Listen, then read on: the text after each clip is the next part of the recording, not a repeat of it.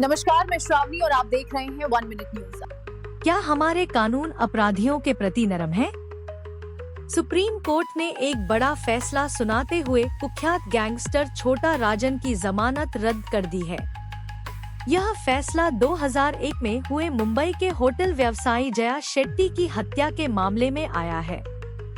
पिछले साल Bombay high court ने छोटा राजन को जमानत दी थी, लेकिन सीबीआई ने इस फैसले को सुप्रीम कोर्ट में चुनौती दी।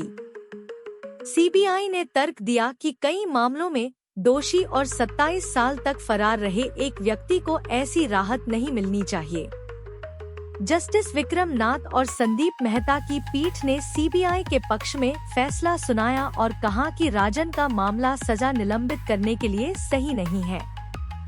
यह फैसला एक साफ संदेश देता है कि कानून की पहुंच से कोई भी अपराधी बच नहीं सकता, चाहे वह कितना भी कुख्यात क्यों न हो। अब तक आपने देखा 1 मिनट का संक्षिप्त सारांश। विस्तृत जानकारी के लिए कृपया ये रिपोर्ट आगे देखें। आइए इस खबर का विस्तार से विश्लेषण करें। छोटा राजन की जमानत रद्द करने का सुप्रीम कोर्ट का फैसला एक ऐसे मामले में एक महत्वपूर्ण कदम है जो 2 दशकों से अधिक पुराना है। कहानी 4 मई 2001 को शुरू होती है, जब मुंबई के गामदेवी में गोल्डन क्राउन होटल के मालिक होटल व्यवसायी जया शेट्टी की 2 हमलावरों ने गोली मारकर हत्या कर दी थी।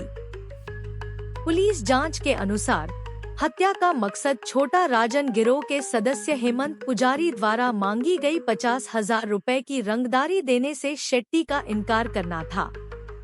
जया शेट्टी को पहले पुलिस सुरक्षा दी गई थी, लेकिन उनकी हत्या से सिर्फ 2 महीने पहले ही इसे हटा लिया गया था। हत्या के बाद कई आरोपियों को गिरफ्तार किया गया था, लेकिन मुख्य साजिशकर्ता छोटा राजन राजेंद्र सदाशिव निकालजे फरार रहा।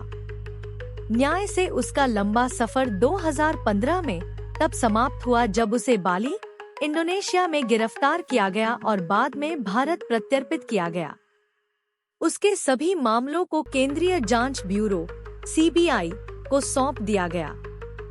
मई 2024 में एक लंबी सुनवाई के बाद मुंबई की एक विशेष मकोका अदालत ने छोटा राजन को जया शेट्टी हत्याकांड में दोषी ठहराया और उसे आजीवन कारावास की सजा सुनाई। यह उसकी दूसरी आजीवन कारावास की सजा थी, क्योंकि वह पहले से ही 2011 में अनुभवी अपराध रिपोर्टर जेडे की हत्या के लिए सजा काट रहा था। इस दोष सिद्धि के बाद राजन ने बॉम्बे हाई कोर्ट में अपील की और अक्टूबर 2024 में अपनी अपील लंबित रहने तक जमानत पर रिहा कर दिया गया। हालांकि सीबीआई इस फैसले से संतुष्ट नहीं थी। उन्होंने हाई कोर्ट के आदेश के खिलाफ सुप्रीम कोर्ट में अपील दायर की। सीबीआई के अतिरिक्त सॉलिसिटर जनरल एसवी राजू ने तर्क दिया कि राजन का आपराधिक इतिहास, जिसमें 4 दोष सिद्धि और 27 साल तक फरार रहना शामिल है, उसे एक स्पष्ट खतरा बनाता है।